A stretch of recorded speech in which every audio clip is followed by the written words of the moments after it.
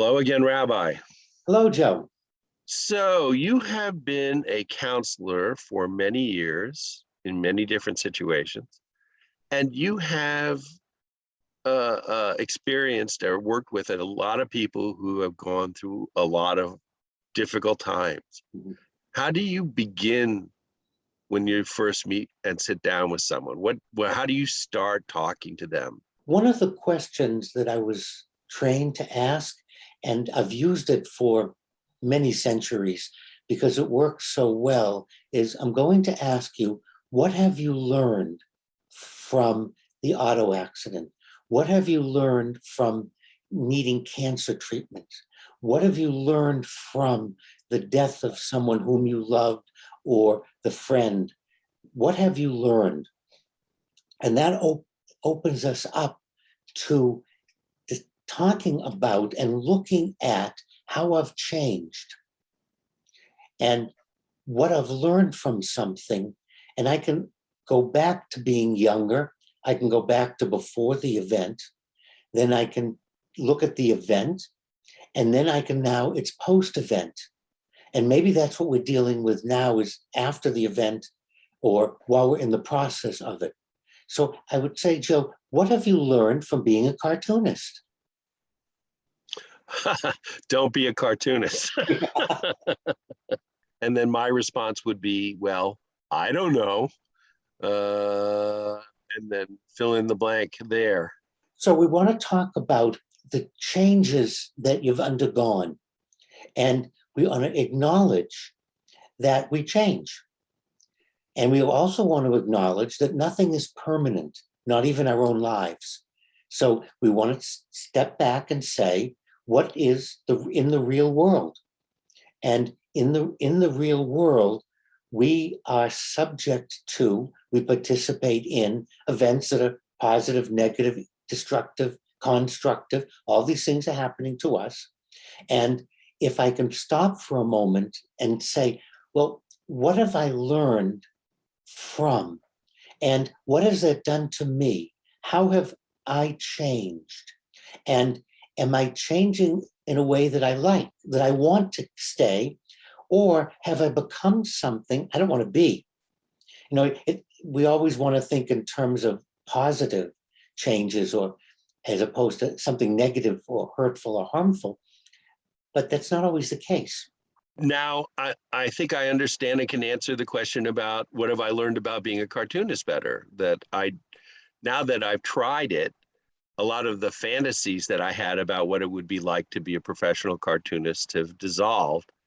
And the realities are ones that I can look at objectively and say, I understand, and I'm willing to take the good with the bad. And you just said exactly why I asked the question. Accepting of what is. That's our goal. And fantasies are kind of neat in the short term. Escapism, movies, Disney, doesn't matter what it is, computers, FaceTime, anything we do to escape is fine in moderation. And it's fine for the temporary, as long as we acknowledge that it's not real, that it's not the world I'm going to live in. And Facebook is just so much fun because you would think that everyone else in the universe has a happier, better life than you do. And you're living in some kind of misery and they've discovered the secret. The reality is not true. They're just presenting us with some happy moments. They're presenting us with a way to escape, to see their vacation, to share in one of their simchas, in one of their joys. And that's nice, temporarily. And that's the goal of the question, is living with, rather than trying to escape, which doesn't work, rather than trying to minimize it, which doesn't work, rather than trying to maximize it, which doesn't work. Anything that denies the reality of what I'm experiencing. So what have you learned from being a cartoonist? You've learned that it's not a fantasy world, that it's not always easy or simple.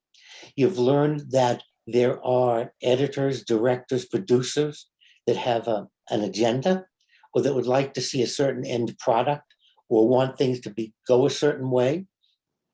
And particularly if you're doing advertising, then it's particularly to sell the product. not to demonstrate that the product doesn't work or it's marginal. And so you begin to learn what the real world is. And so if you're dealing with cancer treatments, what have you learned? And it helps to deal with the treatment because you're being realistic. If I hate the expression, if the world gives you lemons, make lemonade, I'll make a prediction and I'll stick to it. And anyone listening, I challenge, you will get tired of making lemonade before the world ever tires of giving you lemons. You will be exhausted from making lemonade, and you're still going to have the lemons. But if you put the lemons aside and you look at them and you go, they're a pretty lemon color, and I'm not going to eat them. And yeah, I am in an unpleasant situation and it's painful. So how do I deal with it? I've learned that things go better when I accept what's happening to me rather than fighting it, rather than arguing with it. And of course, the ultimate is kill the piano player, and that's blame someone else or get rid of any negative or anything that might say something different. Some situations, it's just bad, unpleasant. And then what have I learned? I've learned I can live through some really horrendous cancer treatments. Gee, Chaplain, when I look back at the last 4 years of the drugs, the medication, the treatment, I never would have believed I could have survived them and loved my partner or had a good time looking out the window. I never would have believed any of these things. But to answer your question, what I've learned is I can live with and still enjoy life. I can have the disease and still enjoy being with friends and people. I can still enjoy reading. I never imagined that I could do all these things. With the death of a partner, I never thought I could live without them. Yeah, I'm sad. Obviously, it's sad.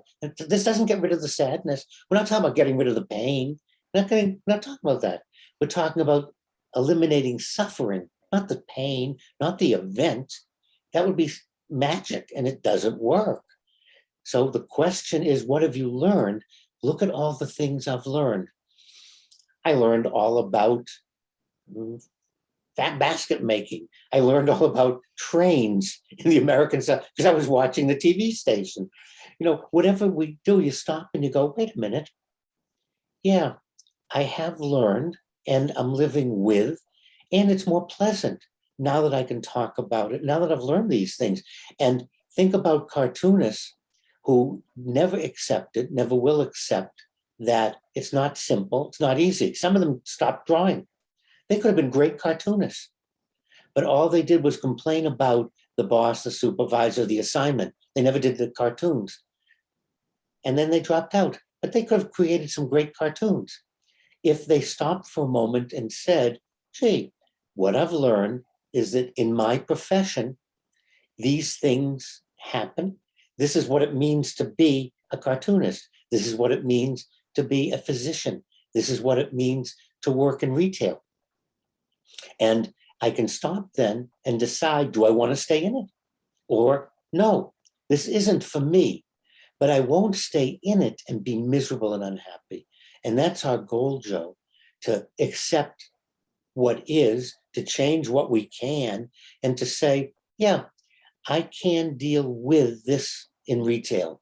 And many times when we find successful people happy, I don't mean multimillionaires, I don't mean billionaires, I don't mean that group. I mean happy, successful people that we know, they will have a very realistic view of their job, their families, their life. And when you talk with them, they'll tell you, I learned that I have to compromise. I learned that I can't believe in extremes. They'll tell you all kinds of things that they've learned, and it's their key to happiness, their secret to success.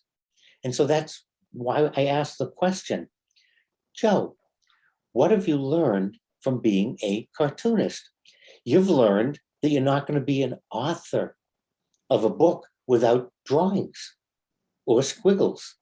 You've learned that to convey what you want to convey for you is through the cartoon, not through writing page after page. And since you've learned that, if you'll spend your time doing what works for you, and that's what you've learned. Well, one thing I've learned without fail is what a great source of inspiration and advice you are, Rabbi. So thank you once again. And I was going to go make myself a glass of lemonade, but I think I now will just go chew on the rind for a while. That's the only way to deal with the sour taste, is to eat the lemon. Thanks, Joe. Good day.